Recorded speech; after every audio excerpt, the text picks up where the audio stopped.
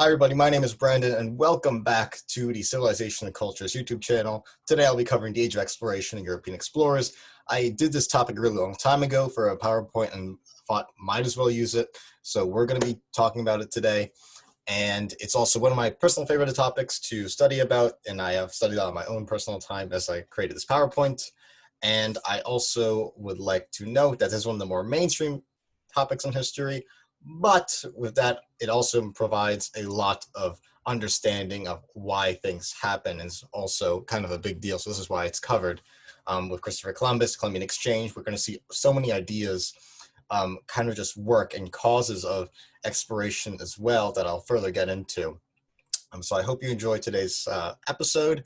And today we have a graphic with the Age of Exploration and some earlier voyages with Spain and Portugal primarily, as well as going to the East Indies and India. So here we go, Age of Exploration. Let's dive in.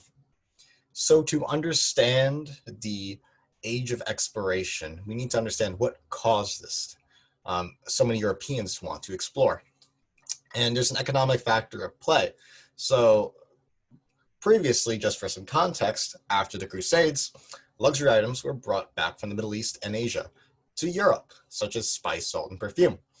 And with this, we know that during this time period, a lot of people did not have the pleasantries or supermarkets or refrigerators that would hold all these spices, as well as make food preservation easier and even just smell nice. So spice, salt, and perfume were big deals at the time and really sought after,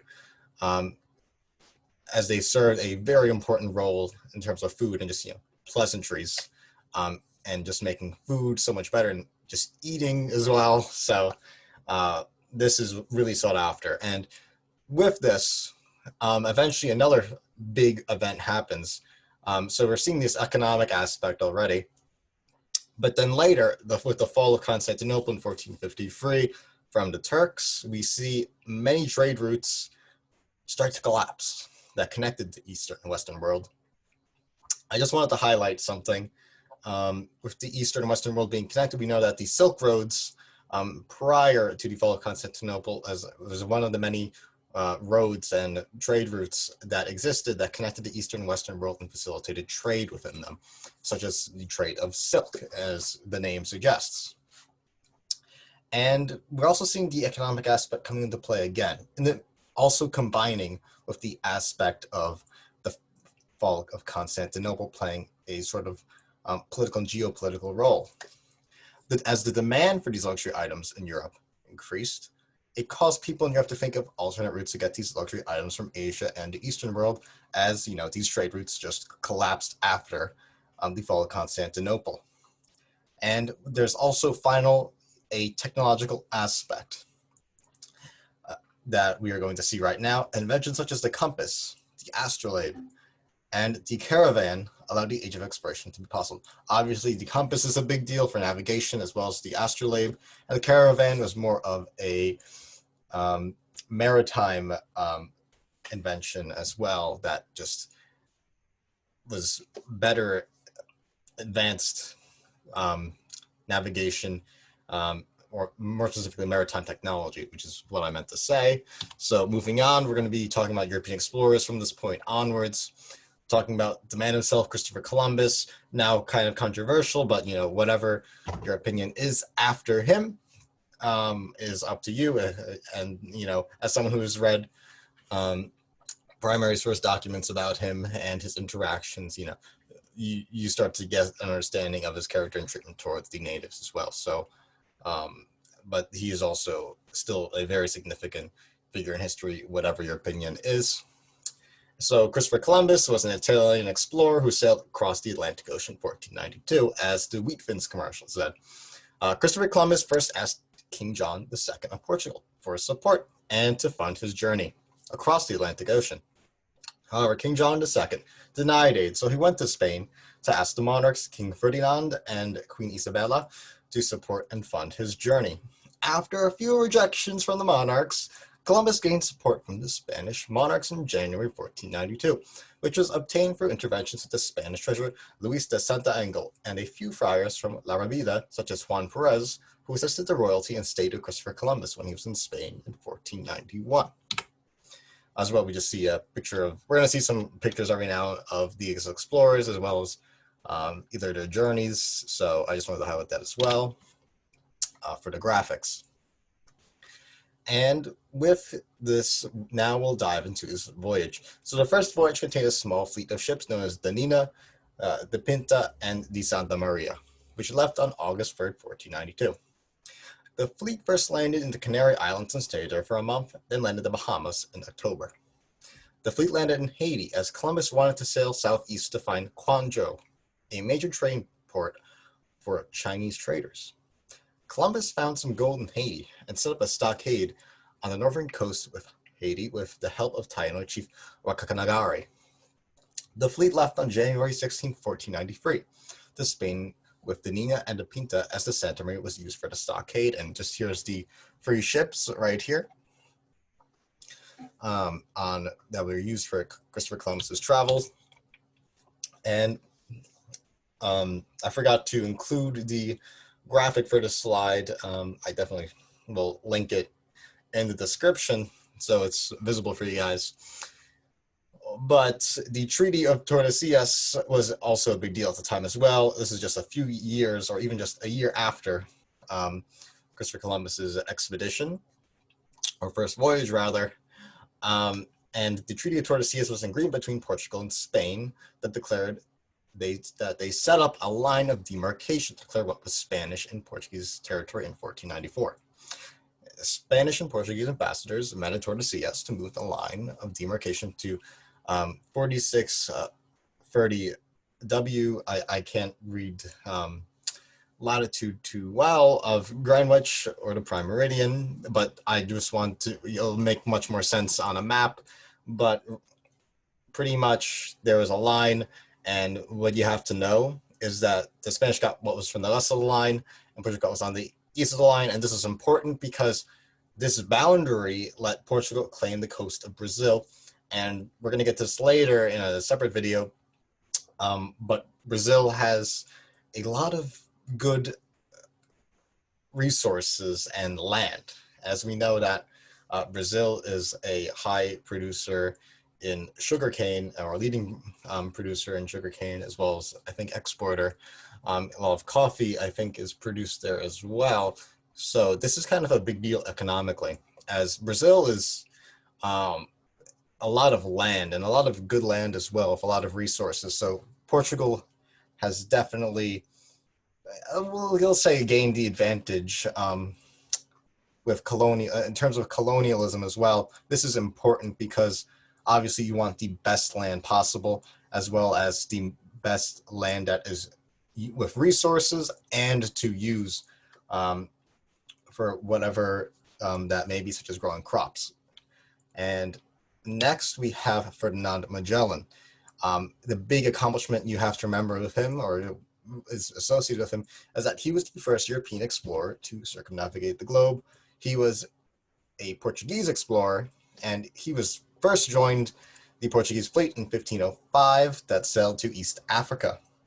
In 1509, he participated in the Battle of EuH, which resulted in the Portuguese destroying Egyptian ships in the Arabian Sea.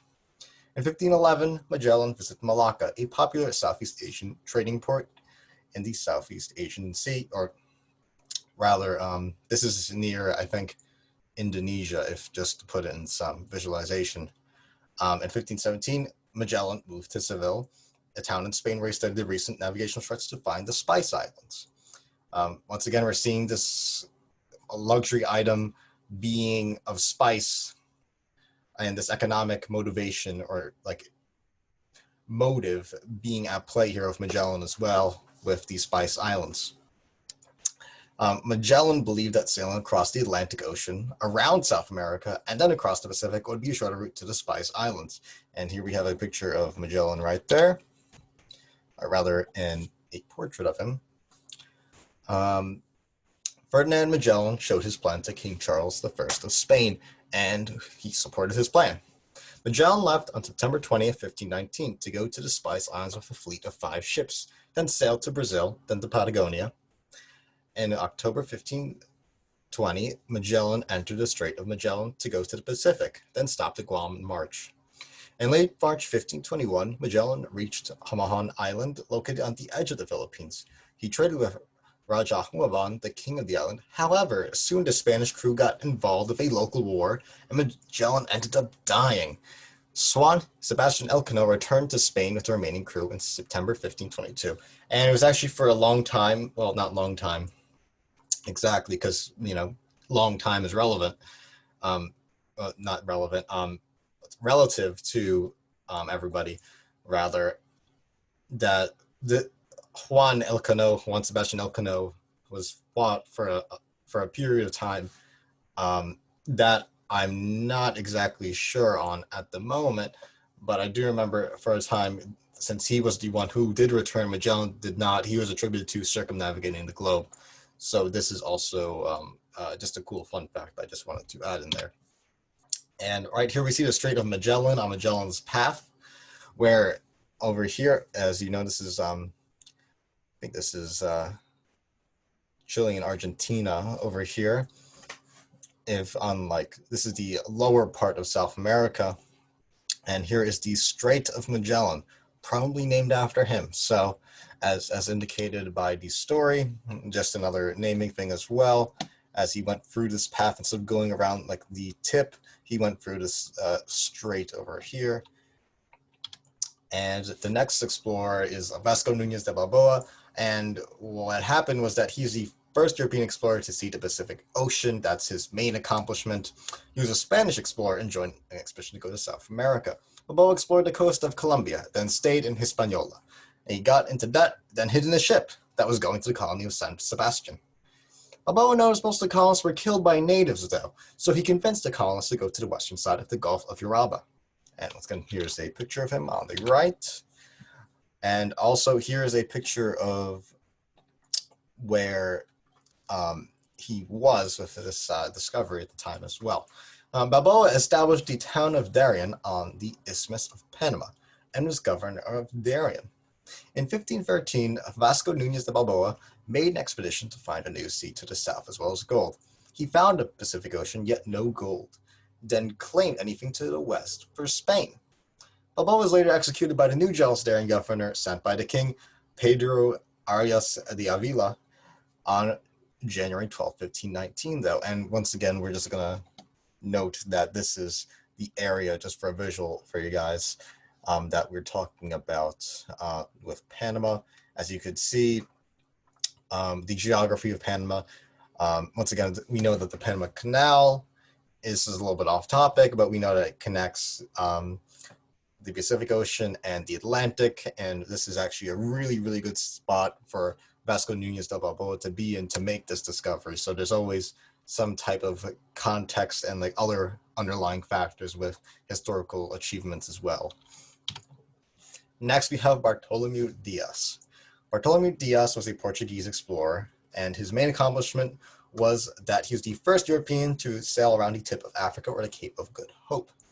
In 1486, King John II of Portugal wanted to explore the southern coast of Africa, as Portugal wanted to find a route to India. So we're also seeing this kind of alternate way, once again, this idea of trying to find an alternate way, whether it be around Africa, whether it be westward westward of the Atlantic Ocean, to find this trade route to either China or India and the Spice Islands. And it's just a big driving economic incentive and motivation from these rulers as well as these explorers too, and why they are exploring. So I just always want to hammer in that point. In August 1487, though, Dias left Portugal with a fleet of 3 ships that reached the Cape of Good Hope on March 13, 1488.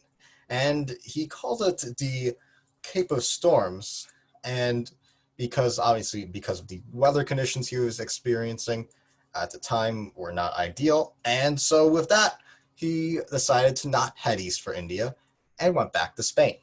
and here's graphic as well. Next, we're moving to Vasco da Gama. Vasco da Gama was a Portuguese explorer whose main accomplishment is that he was the first European to reach India by sea. In 1492, da Gama was sent by King John II of Portugal to seize French ships as revenge against the French government for disrupting Portuguese shipping. In 1495, when King Manuel took the throne of Portugal, Portugal's goal of finding a route to India was revived. In 1497, da Gama was chosen to lead the expedition to India and left on July 8, 1497 to India. Da Gama sailed around the Cape of Good Hope, then first arrived in the port of Mozambique, where he later left as the Sultan was offended by his gifts and rejected them. So we're also seeing this kind of play of human interaction going on with the Sultan and Vasco da Gama, which is also an important thing as well, because human interaction and interaction with peoples, rather, and how they treated peoples is a big deal during this time period. This is definitely one of the minor ones that you won't have to remember. But when we get to the Columbian Exchange, and I want to do another video after it describing the monstrous effects on the native population, indigenous populations, it will be massive, that idea. So that'll be an important thing to look out for. So the next slide is about his voyage. Vasco da Gama and his crew then landed in present-day Kenya before going on a 23-day trip to India. Da Gama arrived in Calicut in May 20, 1498, where da Gama and his crew thought the natives were Christians when they were actually Hindu. The local Hindu ruler welcomed da Gama and offered to stay in Calicut for 3 months, and then he also bartered on the waterfront, then left in August 1498. And we're just also seeing another graphic of da Gama's trip, and we see Mozambique over here, and I think that is the southeastern coast of Africa as well, and just seeing this route demonstrated by the red arrows. So as we move on, this is also one of those kind of fun fact ones. You don't really have to know this guy ever, but I thought it was fun to throw him in here at the time. But Amerigo Vespucci. Amerigo Vespucci was an Italian explorer who believed he discovered a new continent and called South America the New World. And this is why they're called America after his name, like his Amerigo Vespucci. So the first name sounds a lot like America. So there is that type of the word toponym, or sort of naming system going, or nomenclature rather, relating to names going on with some of these explorers as well. Columbian Exchange, Strait of Magellan, so we're also seeing that these geographic features, or like exchanges and such, or even the continent of the sky, being attributed to their discoveries. In 1496, Vespucci met Columbus in Seville, which encouraged Vespucci to see the New World for himself. So we're also seeing this kind of deal. When I did the Vikings yesterday, we talked about how interaction, how one Viking came back and spread the news about Iceland, and I talked about rather how this caused other people to react to it and feel the need to go find this place of Iceland themselves. And we're seeing the exact same thing here, guys. These ideas just stay with us, and it's just, clearer than ever once you have either someone to identify them or you see them yourself. So once again, just hammering out these ideas. In May 1499, Vespucci sailed under Alonso de Ojeda under the Spanish flag, then traveled around the coast of Guyana, then left Ojeda to explore the coast of Brazil, where he discovered Cape Augustine and the Amazon River. On May 15, 1501, Vespucci went on his third journey to Cape Verde for Portugal, where he sailed from the coast of South America from Cape São Roque, the Patagonia. Once again, sorry about these names, and we see an illustration of him on the right. Vespucci discovered Rio de Janeiro and Rio de la Plata on his journey. And we know Rio de Janeiro is one of these famous cities that's really, really important right now in Brazil. one of the major cities, actually. So Vespucci believed he discovered a new continent from this expedition and wrote his findings and thoughts in a letter to Florence, calling South America the New World. And, once again, this is Highland Law side with it. And this is more of a fun fact part and a cool story and names of why America is called America. In 1507, a German cartographer, Martin Waldseemüller, one of the writers of the geography book Cosmography Introductio, called Brazil the New World, which was the feminine version of Amerigo, which was meant as a sign to honor the person who discovered, which was Amerigo Vespucci. And I think that is it for today, guys. So I hope you enjoyed this European exploration video. Once again, sorry for butchering the pronunciations for every now and then. Links for the sources will be in the description, as well as a graphic for the Treaty of Tordesillas, so you guys can see it a little bit better and visualize why it's important. So yeah, aside from that, I hope you have a wonderful day. I hope you enjoyed the lesson, and stay tuned, historians. We are going to be covering the rest of Age of Exploration for the next coming days. Yeah, so I hope you enjoy.